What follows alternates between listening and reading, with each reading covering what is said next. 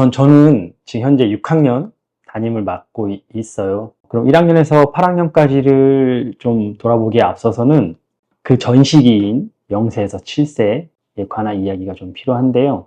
그리고 또 7세에서 14세, 14세에서 21세까지 그 발도르프에서 얘기하는 7년 주기가 있습니다. 그래서 그 7년 주기에 관해서 간단하게 짚고 그 다음 설명을 이어가도록 해볼게요. 일단 0세에서 7세 과정은 다들 아시겠지만 배에서 출산을 하죠. 뱃속에 있을 때는 엄마의 뱃속 그 자궁 안이 온 세상이고 그 세상에 둘러싸여져서 보호를 받게 됩니다. 그런데 출생과 함께 신체가 우리의 몸이 밖으로 나오게 되죠. 그것을 우리는 탄생이라고 부릅니다. 발도르프에서 에텔이라고 부르는 것이 있거든요. 4가지 구성체로 구성이 된다고 봅니다. 우리에게 익숙한 몸이 있고요. 그리고 그 몸을 생명을 깃들게 해주는 에테르체라는 것이 존재합니다. 그리고 우리의 감정, 감성 등을 있게 하는 아스트랄체가 존재를 하고요. 그 몸과 에테르와 그리고 아스트랄을 주관하는 자아라는 것이 존재를 합니다. 그렇게 네 구성으로 인지학에서는 발도르프에서는 사람을 바라보는 관점이 있습니다. 이 관점에서 아이가 엄마 뱃속으로부터 나와서 탄생을 하게 되면 그 시점에 몸만 나오는 것이 아니라 이 모든 에테르와 아스트랄과 자아도 함께 나오긴 하죠.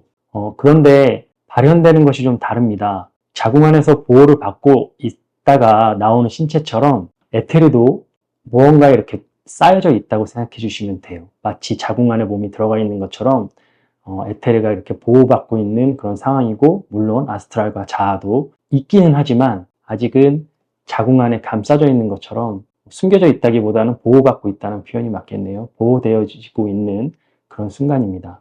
에테르를 조금 간단하게 설명을 하자면 풀잎이 서 있잖아요. 풀잎이 서 있는데 이 풀잎이 생명이 없게 되면 풀잎이 그냥 툭 하고 쓰러지거든요. 그런데 또 어떨 때 보면 이 풀잎이 거센 바람에도 잘 서 있는 것을 목격할 수가 있습니다. 그렇게 생명을 깃들게 하고 어떤 형태를 유지하게 하고 꼿꼿이 서 있을 수 있는 힘을 주는 것이 에테르죠. 이 에테르적 요소는 어렸을 때 이 아이가 0세에서 7세 동안 자라는 동안에 아이의 몸을 형성하는 데 큰 기여를 합니다. 뼈대를 형성시켜주고 장기를 형성시켜줍니다. 그런데 이 시기에 만약 에테르에게 다른 작용을 할 수 있게끔 우리가 환경을 만들어준다. 예를 들어 학습을 시킨다든지 미리 선행을 해서 초등학교에 가서 배워야 될 것들을 배우게 된다면 에테르가 해야 될 주 목적인 몸의 형성, 방금 말씀드린 뼈나 장기의 그런 특성들을 만들어내는데 힘을 빼앗기게 됩니다. 그래서 몸이 제대로 자라는 걸 방해하는 역할을 하게 되죠. 그래서 이러한 에테르의 역할이 우리의 몸을 성숙시키고 공부할 수 있는 형태를 갖추게 만들게 도와줍니다. 그러면 언제쯤 그럼 과연 우리가 학습이라는 것을 할 수 있을까요? 라는 질문이 되는데, 발도르프를 경험해 보신 분들은 다들 이가 자라게 되면 이제 공부할 수 있나 보다 라는 이야기를 한 번쯤은 들어보셨을 텐데요. 이게 그럼 궁금증이 생겨요. 저도 궁금증이 많이 생겼었는데 왜 하필 이일까? 라는 것에 궁금함이 생기실 수도 있습니다. 이가 우리 몸에서 가장 단단한 뼈 중에 하나로 알려져 있고요. 아까 말씀드렸듯이 에테르는 우리의 몸의 물질을 구성하는 데 힘을 가장 많이 쓰는 시기에서 가장 단단한 뼈를 만들어서 끌어올렸다는 점은 바로 이제는 몸을 구성하고 몸을 형성하는 데에서 쓰였던 힘을 드디어 놓아줄 수 있는 그런 시기가 되었다고 볼 수 있는 겁니다. 그래서 비로소 한 7세, 좀 빠른 아이들은 6세 때도 이가 빠지기도 하고요. 7세에서 8세 사이에 아이들이 대부분 이를 빠지는 경험을 하게 됩니다. 그러면 비로소 우리가 이렇게 표현을 해요.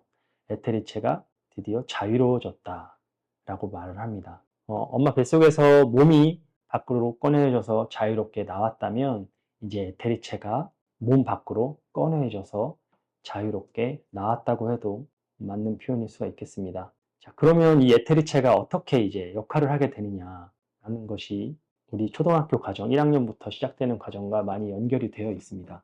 이 에테르는 이제 몸을 조형하고 형성하는 과정에서도 완전히 손을 뗀 건 아니에요. 계속 관여는 하고 있지만 무게의 추가, 이제 아이의 기억, 그리고 습관, 학습할 수 있는 힘이 되는 토대들이죠. 이런 것들을 만드는데 많은 공헌을 하기 시작합니다. 그래서 비로소 1학년 그리고 이갈이가 시작될 쯤 되었을 때 학습을 할 수 있는 몸의 준비가 되었다라고 우리가 생각을 할 수 있습니다. 그래서 영유아 시기에 가장 중요한 점은 안정감입니다. 이렇게 몸이 우리가 어디 놀러 가거나 아니면 좀 새로운 일을 시도했을 때 잠이 잘 안 오거나 뭔가 식욕이 떨어진다든지 하는 경험들을 많이 하잖아요.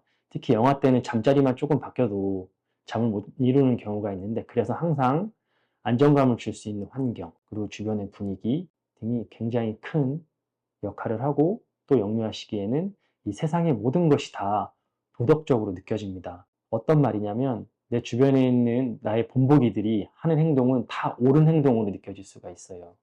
그래서 우리가 남을 돕는 행동도 옳은 행동으로 느껴지고 어른이 혹은 쓰레기를 버리는 행위도 당연한 행위로 도덕적인 행위로 아이들한테 받아들여질 수 있기 때문에 이 0에서 7세 사이에는 이 세상이 정말 안정감을 갖고 선한 것이고 나를 잘 돌봐줄 수 있는 것이다라는 크게 얘기하면 이 세상은 정말 선한 것이야 라는 행동을 온몸으로 어른들이 보여줄 수 있는 시기가 되어야 합니다. 그래야만 아이들이 그것을 모방과 본보기로 삼고 그 안에서 몸이 건강하게 자랄 수 있다고 저는 생각을 합니다.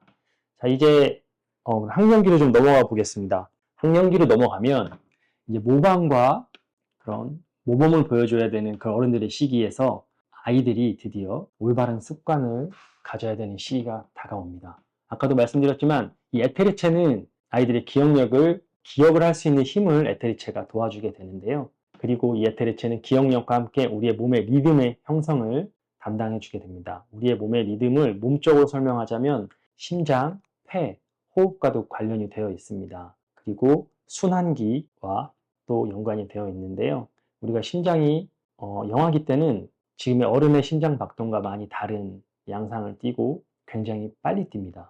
그렇기 때문에 이러한 그 리듬 체계가 서서히 잡히는 시기를 입학하는 시기에부터 이 심장의 리듬이 서서히 안정을 찾아가고요. 이거는 고학년이 돼 가면서 어른의 심장과 심장 박동수와 같은 주기로 뛰게 됩니다. 그리고 호흡 또한 점차 호흡의 길이가 길어지고 들숨과 날숨의 그 패턴이 길어지면서 호흡에도 리듬감과 안정감을 갖게 되는 것입니다.